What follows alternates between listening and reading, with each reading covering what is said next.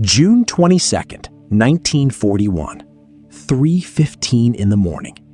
3 million soldiers are crouched in the dark, stretched across a 2,000-mile front, waiting for one order. That order came, and it started the greatest military catastrophe in human history.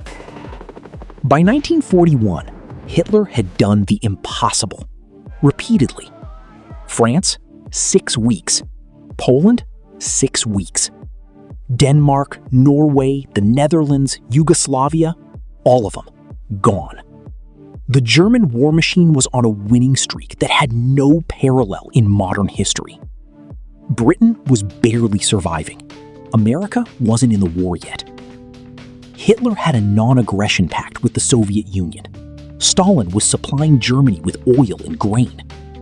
The arrangement was working. And then Hitler threw it all away.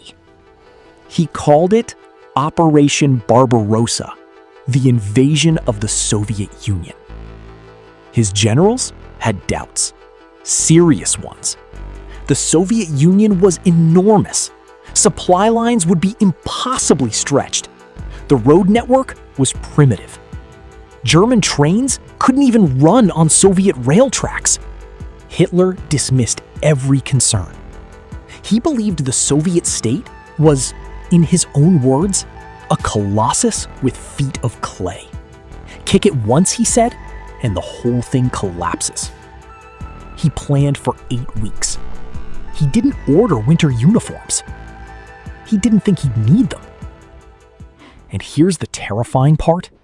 At first, he looked right. Soviet forces were caught completely off guard.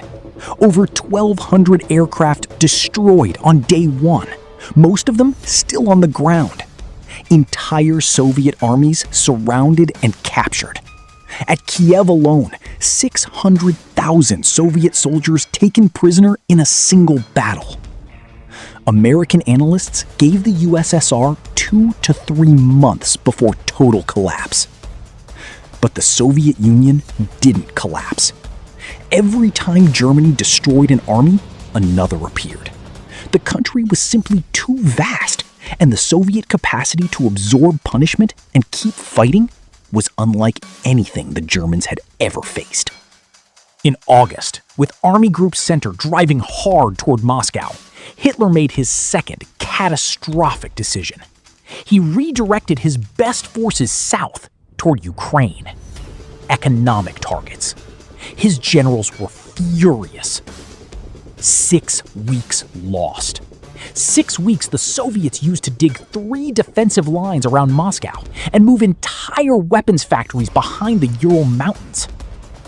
When the German advance on Moscow finally resumed in October, it was November before they got close. And then the temperature dropped. -30, -40 degrees Celsius.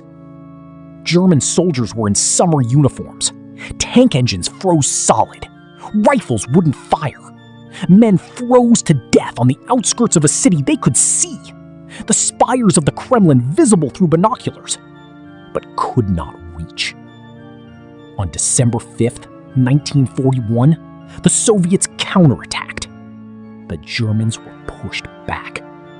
They would never reach Moscow. The Eastern Front ground on for 4 more years. The Soviet Union lost 27 million people. Germany lost nearly 80% of all its military casualties fighting one country, the one Hitler had promised would fall in 8 weeks. Napoleon had tried the same thing in 1812. Hitler had read about it. He did it anyway. The worst military decision in history wasn't made in ignorance. It was made by a man who had every warning, every reason to stop, and chose his ideology over reality. That's not just a military lesson. That's a human one. If this made you think, subscribe, share, and drop a comment. More stories like this are coming.